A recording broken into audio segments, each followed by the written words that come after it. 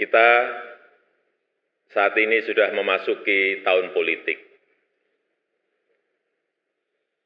Suasana sudah hangat-hangat kuku dan sedang tren ini di kalangan politisi dan parpol. Setiap ditanya capres dan cawapresnya, jawabannya belum ada arahan Pak Lurah. Saya sempat mikir, siapa ini Pak Lurah? Sedikit-sedikit kok Pak Lurah. Belakangan saya tahu yang dimaksud Pak Lurah ternyata saya.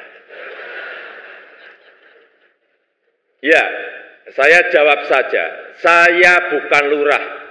Saya adalah Presiden Republik Indonesia. Ternyata Pak Lurah itu kode.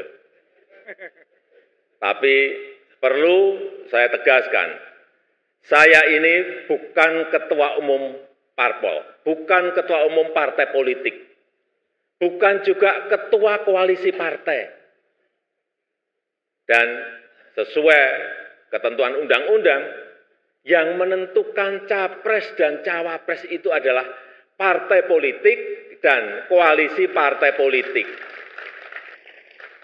Jadi saya ingin mengatakan itu bukan wewenang saya, bukan wewenang Pak Lurah,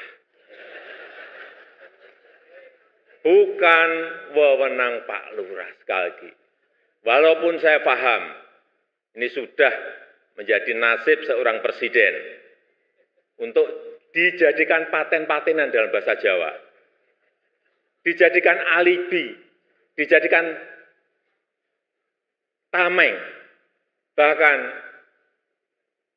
walau kampanye belum mulai,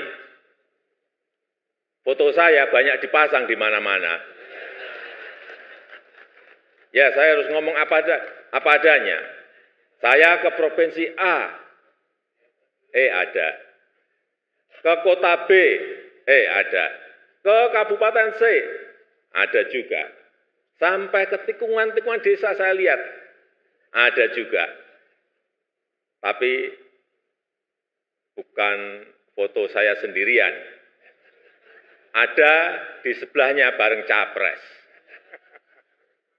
Ya, saya kira menurut saya juga enggak apa-apa, boleh-boleh saja.